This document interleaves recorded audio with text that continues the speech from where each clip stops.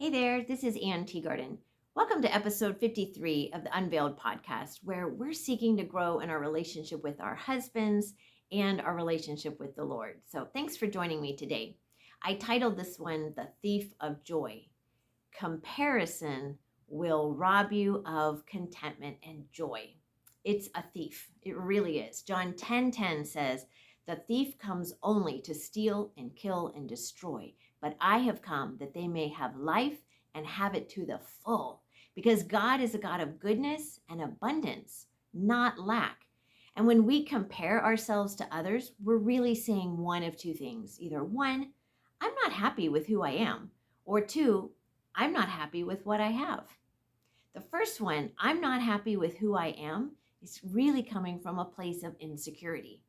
So if you're comparing your weight or your parenting, your hair, your looks, your intelligence, your knowledge, all those are just insecurity in who you already are. And I think humans are notorious for comparing themselves to others. And I don't think the squirrels are out there comparing body shape or the number of nuts collected, but I could be wrong.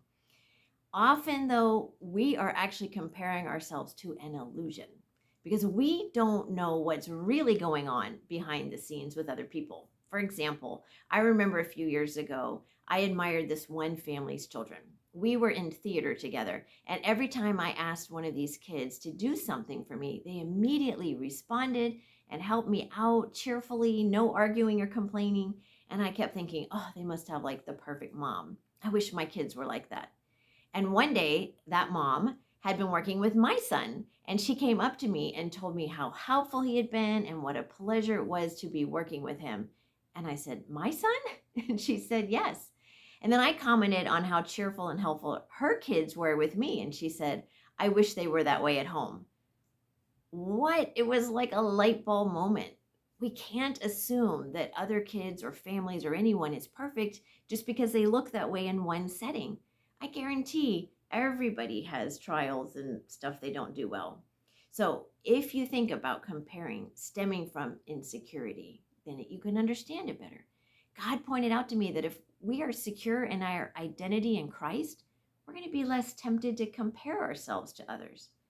And, maybe asking the question, am I good enough, is actually the wrong question.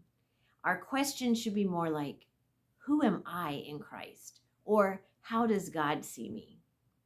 There's one thing I want to teach you as a general rule to apply to life is that when you have a negative emotion going on, try moving in the opposite spirit. So if you're feeling insecure, focus on your security in Christ because you are a daughter of the King and he made you and loves you as you are. And he knows you're a work in progress. And he's okay with that, right? Because he who began a good work in you will be faithful to carry it on to completion until the day of Jesus Christ. That's from Philippians. We won't be finished until Christ comes back. So you have to be okay with who you are right now and knowing that God is continuing to work on your life and be teachable. Okay, the second one, I'm not happy with what I have. That's coming from a place of discontent, and it's a lack mindset. We get focused on what we're lacking rather than on what we have. So think about if you've ever lost your joy this way. You're really excited to go to dinner at your friend's home, and you walk into her house and it looks like something out of a magazine. It's gorgeously decorated, color coordinated, inviting, and neat, and you suddenly hate your house, your life, your abilities, etc. You wish your house looked like hers. You're frustrated that you don't have enough money to buy nice stuff like that, etc. You lost your joy. You can wish your life was more like hers and feel bad about yourself and immediately lose all your joy you had about coming over for dinner. Or you can choose not to compare and retain your joy. Okay, think about it like this. Don't you get so aggravated when you give your kids an Xbox for Christmas and they're happy for like 3 whole days until they go to their friend's house? And then they come home and they whine about how their friend has more games than them. And they also got a Nintendo Switch for Christmas. And oh, woe is them. And you want to take that Xbox and you know what you want to do with it. It's frustrating. But isn't that kind of what we're doing when we compare ourselves and our lives to our friends or others? We suddenly become discontent with what we have, even though 30 minutes ago we were totally fine with it. 1 Timothy 6:6-7 says, "But godliness with contentment is great gain. For we brought nothing into the world, and we can take nothing out of it." And in Philippians 4:11-12, Paul states, "For I have learned to be content, whatever the circumstances. I know what it is to be in need, and I know what it is to have plenty. And I have learned the secret of being content in any and every situation, whether well-fed or hungry, whether living in plenty or in want." So contentment is something we can learn. If we view everything we have as gifts from God, then we can be more thankful for what we do have. Maybe we could have those nice things our friend has, but maybe we chose to spend the money on a vacation instead, and there's nothing wrong with that. Hebrews 13:5 says, "Keep your lives free from the love of money and be content with what you have, because God has said, 'Never will I leave you, never will I forsake you.'" God will meet our needs and often a lot of our wants too. Okay, so back to our scenario. Instead of comparing, do the opposite. When you go to your friend's home, compliment her on how beautiful it is. Admire it. You'll really make her day, especially if she spent 3 hours cleaning up the clutter before you came over. Be inspired by her. It doesn't mean you try to copy so that you feel good about yourself, but maybe get inspired to get curtains like hers or to declutter, right? Let it bring you joy, not stress.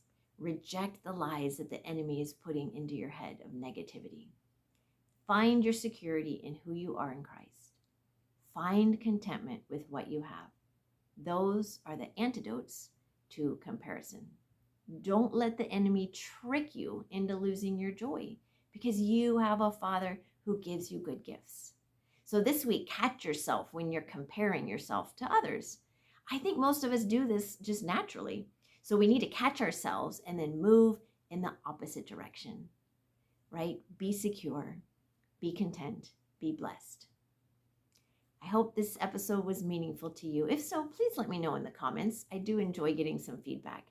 And if you need help with some marriage mentoring, my husband and I we lead Synergia Marriage Mentoring, and we'd be happy to help you. We do both individual mentoring and also group mentoring. And we have a workshop coming up on November the 10th that we would love for you to join us for free, because we'll be opening our membership in January. So if you're interested at all in that, you can reach me at Anne, ANNE, at synergiamm.com. Remember, you are loved and you are beautiful. Go in joy.